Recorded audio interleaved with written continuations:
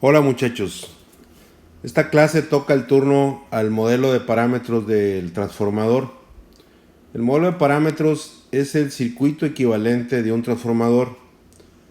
Es un circuito representado por resistencias y reactancias que modelan al transformador y sirven para hacer análisis en él a través del papel. Es decir, teniendo el modelo de parámetros del transformador, podemos hacer análisis del transformador, por ejemplo, estando en vacío, estando a plena carga, en sobrecarga, incluso en cortocircuito.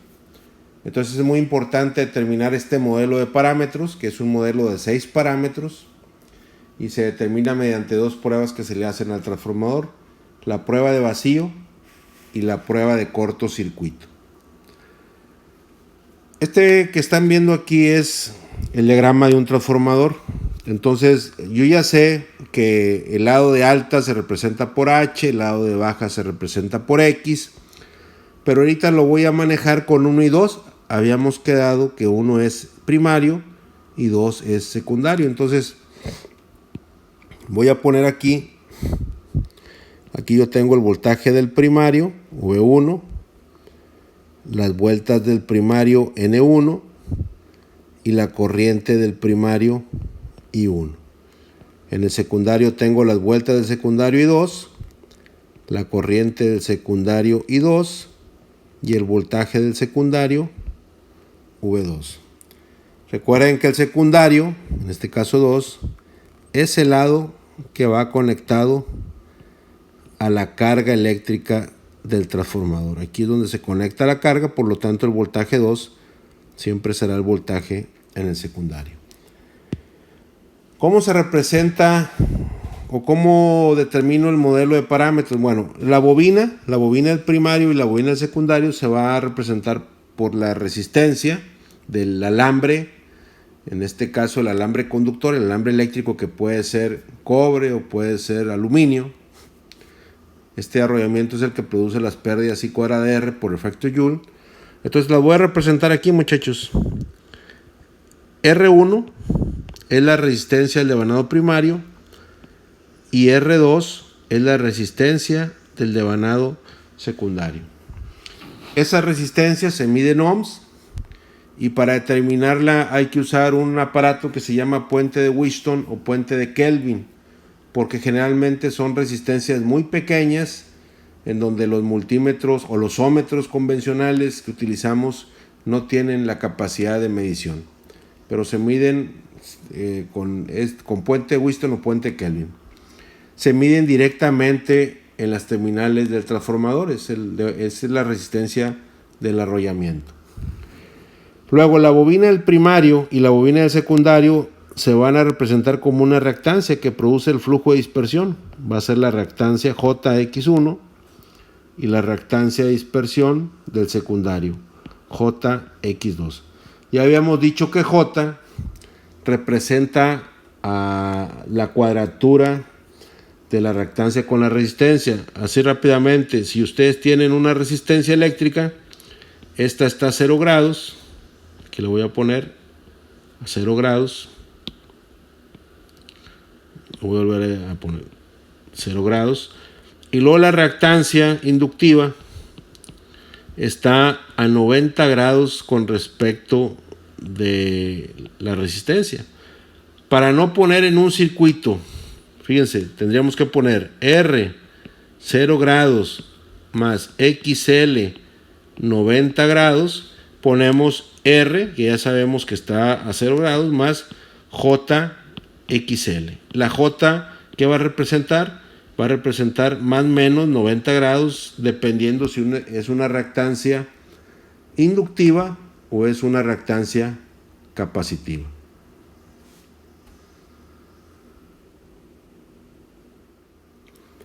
Entonces ya representamos esta bobina, la voy a encerrar aquí. Esta bobina está representada aquí y esta bobina del secundario está representada acá. Ya está ahí. Ahora voy a poner esta otra resistencia y reactancia, que le llamo RM y XM. Es la rama de excitación o de magnetización. Representa prácticamente la resistencia y la reactancia del núcleo ferromagnético, así la representamos. Y ahorita voy a explicar la razón de ser. Esta reactancia o impedancia de excitación siempre está en el lado primario, nunca en el lado secundario. Aquí, muchachos, les estoy poniendo R1 más JX1. Eso es la impedancia del devanado primario. El primario, acuérdense, puede ser baja o alta. Si el primario fuera baja, entonces yo le pongo RX más JXX. O si el primario fuera alta, le pongo RH más JXH. Esa impedancia que se la estoy dando en forma rectangular, también la podemos expresar en forma polar, como Z1 con ángulo de teta. Acuérdense, aquí lo voy a poner. Ustedes tienen una R1, una reactancia 1, pero eso da una resultante que se llama Z1 con un ángulo de teta. El ángulo teta es este. Entonces estas son coordenadas rectangulares, así se les llama, y esta forma de expresarlo es de forma polar. Al final de cuentas, de una u otra manera, es la impedancia del primario. La impedancia del secundario es R2 más JX2, también expresado en polar como Z2 ángulo de teta. Y esta última rama que les decía, RM más JXM, que es la impedancia de excitación, que solamente aparece en el lado primario, porque representa al núcleo del transformador. Entonces, esta rama siempre está en el primario. Si el primario es baja, ahí va a estar la rama en baja. Si el primario es alta, ahí va a estar la rama de excitación en alta. Vamos a terminar el modelo. Fíjense, aquí voy a seguir poniendo la bobina del primario. Y ahorita les voy a decir por qué. Van a decir, pues si ya dijo ingeniero que esa bobina está siendo representada por R1 y X1, ¿por qué la vuelve a poner? Ahorita les voy a explicar por qué la vuelvo a poner. Ya no debería de estar. Esto que estoy dibujando ya no debería de estar. Pero ahorita les digo por qué. Entonces este es mi primario. Y acá está el secundario. Y ya está el modelo de 6 parámetros. ¿Cuáles son los 6 parámetros, muchachos? Los 6 parámetros del transformador es la rama de excitación,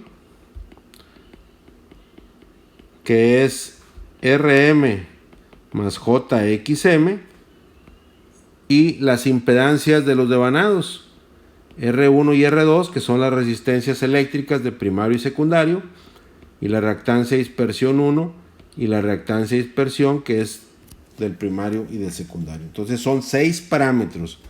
Se le conoce también como modelo de 6 parámetros. ¿Por qué les dibujo esa bobina y si ya no debería estar? Bueno, lo más probable, imagínense que un transformador sea de 13.200, como lo que hemos manejado, a 220 volts. Entonces, ustedes van a tener prácticamente aquí 13.200 y acá van a tener 220. Ahorita vamos a ver si es cierto eso. Esta bobina ya está representada, como les digo, pero no la puedo quitar porque no están al mismo nivel de voltaje. Lo que van a tener que hacer, o vamos a tener que hacer más adelante, es la reflexión de impedancias. Poner todo al voltaje de 13.200, es decir, mandar R2 y X2 al lado de 13.200, o mandar R1, X1, RM y XM al lado de 220. Eso se llama reflejar impedancias. Cuando yo haga eso, voy a poder quitar esta bobina y voy a poder unir ahora sí esta parte de aquí. Es decir, al final de cuentas lo que yo voy a tener es, esto ya no va a existir y voy a tener unido primario y secundario, pero a un solo nivel, o a 13.200, como le estoy haciendo porque mandé lo del, o a 220. Entonces eso es la parte final. Mientras no haga eso, voy a tener que seguir poniendo las bobinas representadas ahí, aunque realmente ya estén representadas por R1X1 o R2X2. Aquí, muchachos, entonces voy a tener el V1, la corriente 1, que es la del primario, voltaje del primario. Aquí esta corriente se llama de excitación y aquí voy a tener un voltaje interno E1. Fíjense que este voltaje le llamé V1 y al interno le llamo E. Ahorita lo voy a explicar. Un voltaje interno E2, una corriente I2 y un voltaje en el secundario V2. Estos son los parámetros del transformador. Aquí ya están, muchachos, los parámetros definidos de todo el modelo del transformador. Voy a empezar con los voltajes V.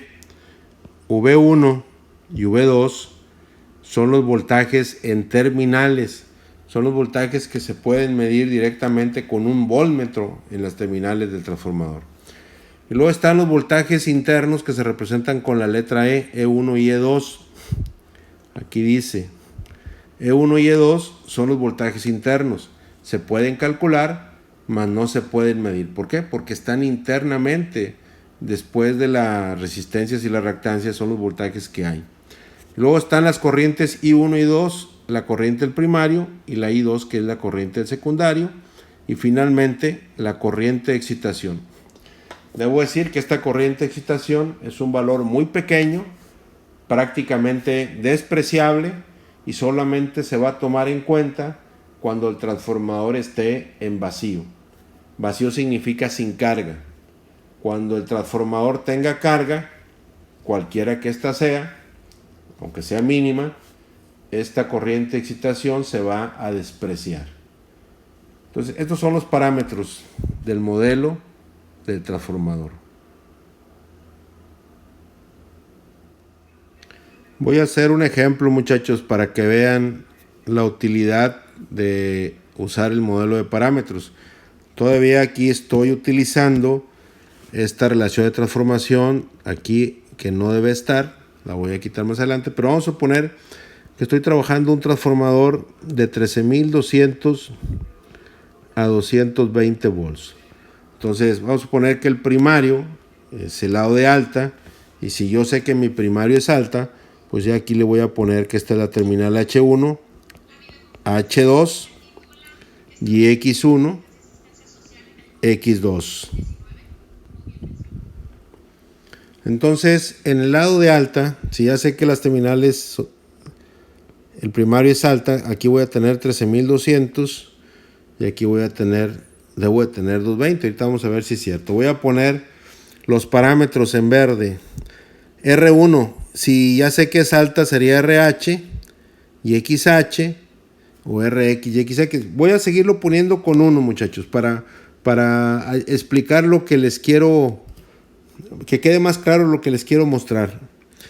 Aunque ya aquí pueden ponerle en el primario en lugar de R1 RH, pero voy a poner R1, X1, RM, XM, R2 y JX2.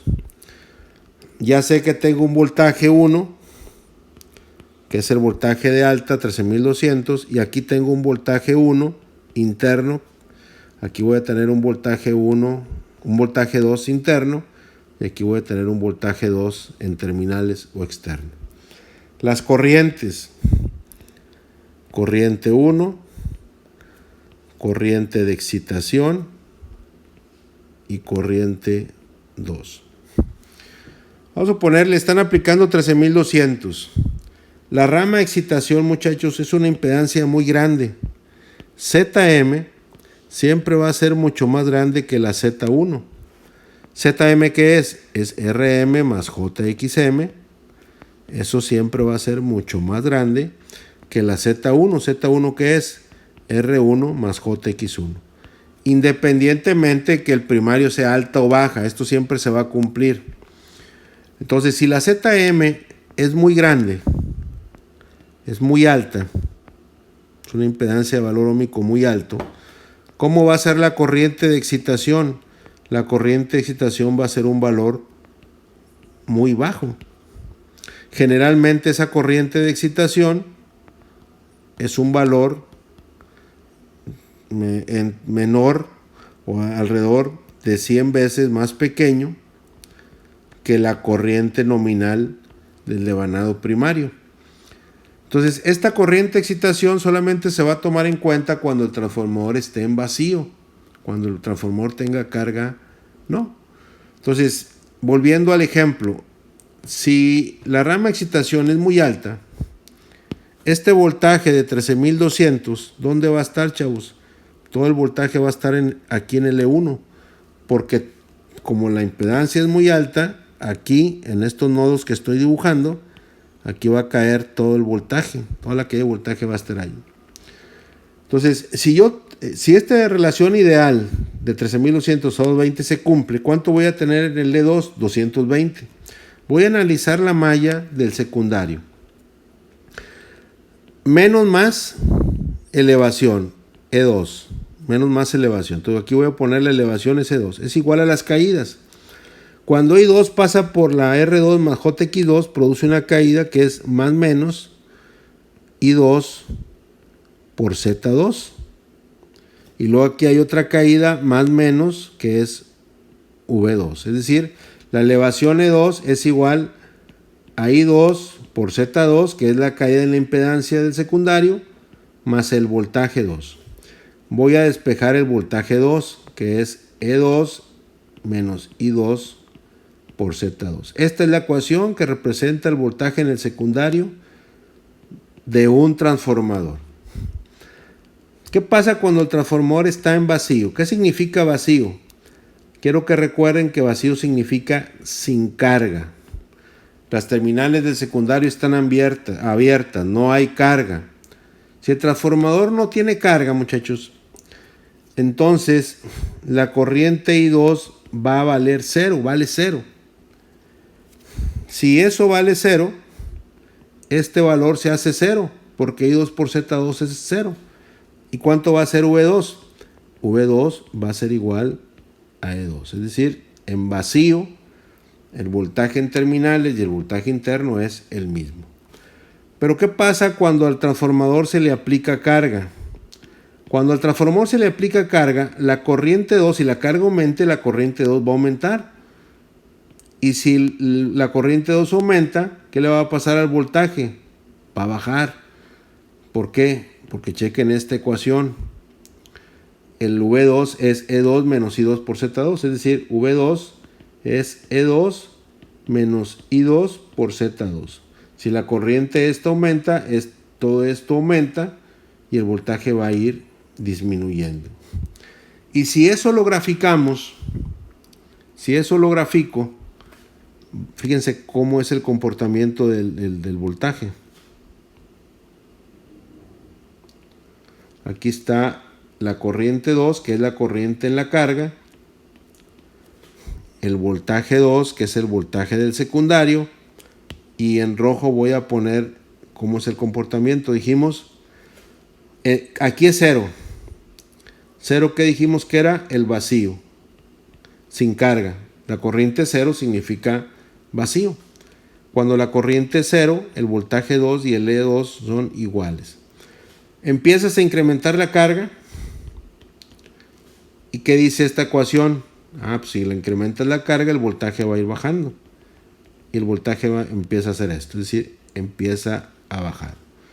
Va a llegar un punto en que yo tenga una corriente que se llama corriente nominal, que es la corriente en la placa. En esa corriente nominal yo voy a tener un voltaje que se va a llamar voltaje 2 nominal. ¿Y cuánto creen que debe ser ese voltaje 2 nominal, muchachos?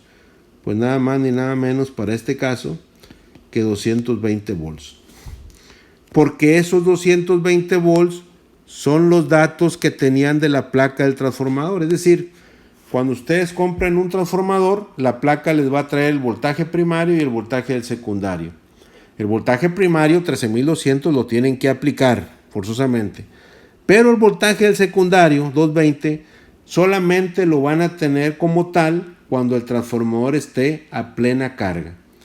Si ustedes utilizan un transformador con menos carga, el voltaje en el secundario va a ser mayor. Imagínense, si aquí me diera yo el voltaje en vacío, pues no va a ser 220, va a andar como en 230, 240, dependiendo de la regulación del transformador. Y si le meto más carga y lo trabajo en sobrecarga, pues ¿qué creen que va a pasar el voltaje? Pues va a ir bajando. Puede llegar a valores menores a 220 y se corre el riesgo con los equipos eléctricos que estén conectados. Entonces los valores de placa de un transformador, el voltaje del primario, ese sí se tiene que alimentar, más o menos 5%. Y el voltaje en el secundario es cuando el transformador está a plena carga. Hagan la prueba con un transformador de los que ustedes manejan en electrónica, en control, de 110 a 12 volts. Las terminales del lado de 12 volts solamente les va a dar 12 cuando el transformador esté en vacío. Perdón, cuando esté con carga, perdón. Si miden las terminales, el voltaje en el lado de baja en vacío, seguramente les va a dar más de 12, les va a dar 16, 18 y en algunos casos hasta más, dependiendo de la regulación del transformador. Entonces eso es muy importante.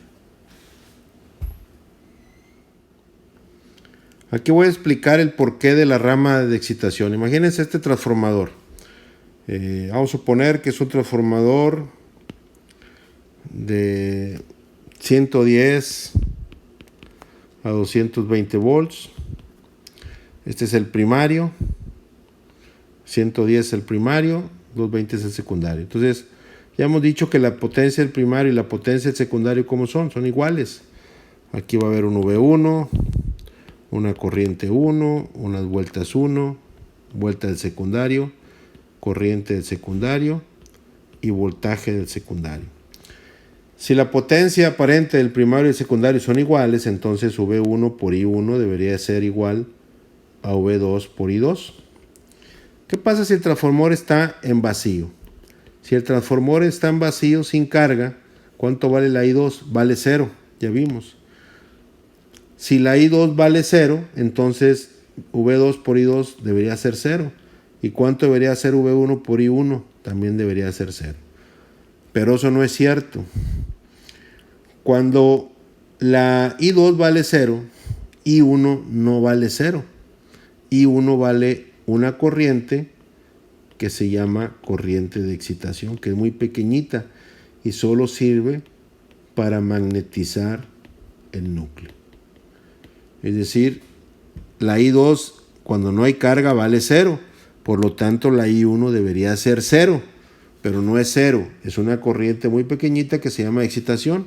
Esa corriente de excitación, al pasar por el devanado cuando está en vacío, va a producir un flujo muy pequeñito que sirve para magnetizar el núcleo y sirve para que aún en vacío yo tenga este voltaje en el secundario. Porque si no, en vacío no tendría voltaje en el secundario. Entonces, esta es la explicación de la rama de excitación. En conclusión, muchachos, la rama de excitación ZM, si se le conoce, solo aparece en el lado primario. Independientemente, si el lado primario es alta, ahí va a estar la rama de excitación. Si el lado primario es baja, ahí va a estar la rama de excitación. La rama de excitación ZM es mucho mayor que la impedancia del primario. Por lo tanto, la corriente de excitación tiende a ser 0. Es un valor muy pequeño, muy bajito. Y la impedancia de excitación solamente se toma en cuenta cuando el trafo está en vacío. Trafo es una abreviación de transformador que se usa mucho técnicamente.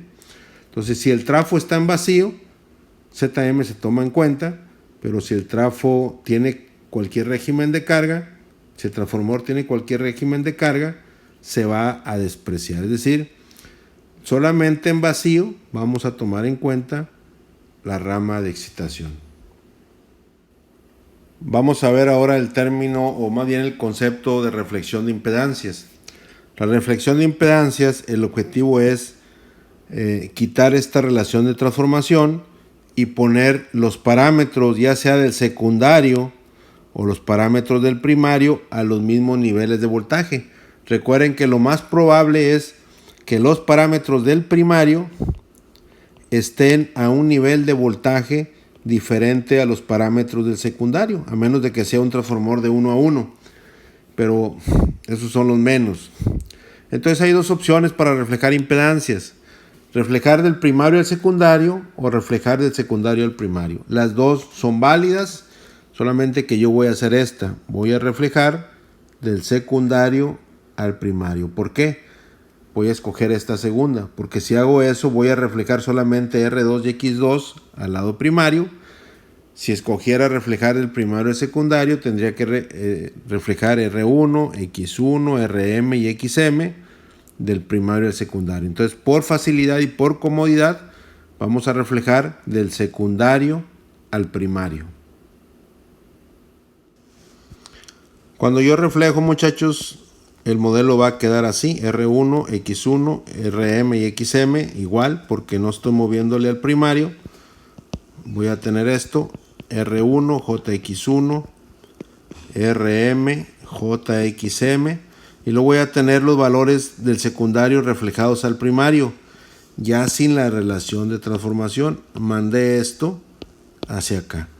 Y al hacer eso, ahora voy a tener R2, pero le voy a llamar primo, JX2 primo.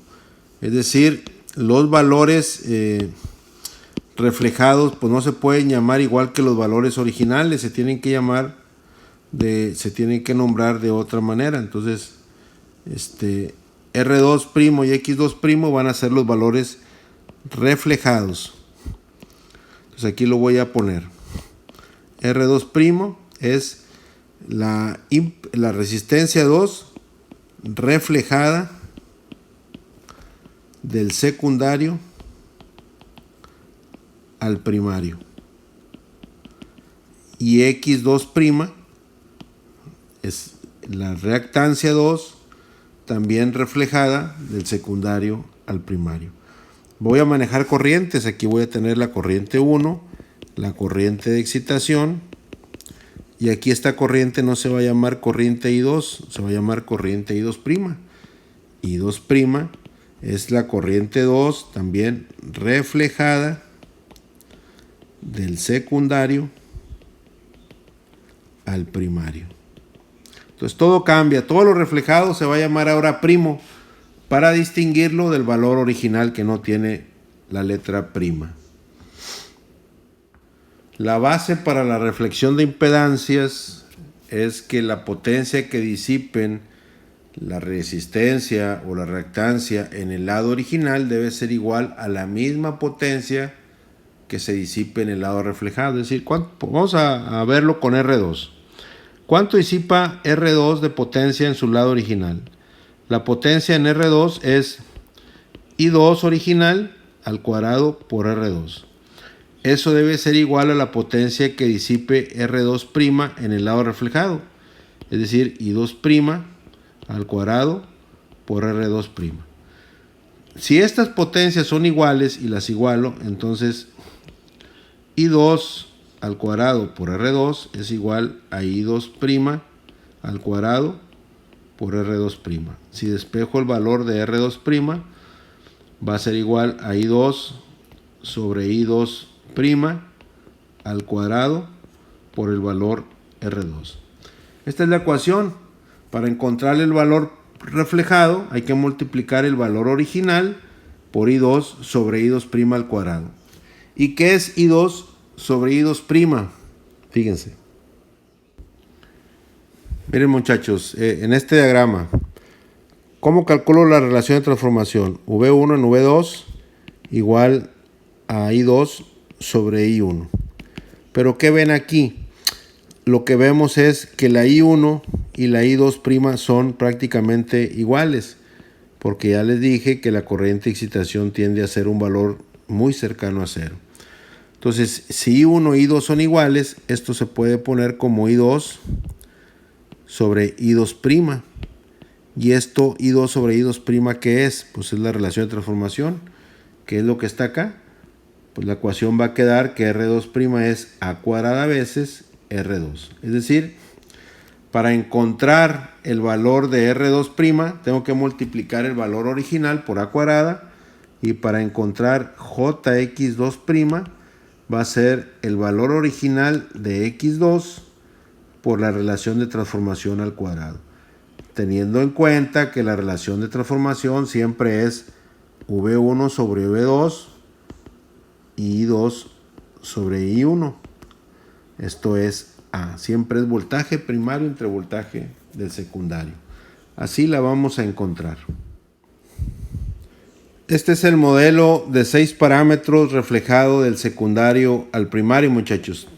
Entonces va a quedar R1, JX1, RM, JXM y R2', JX2'. Ya no está la relación de transformación ideal y ya está el modelo reflejado. Con ese modelo vamos a trabajar para la resolución de problemas.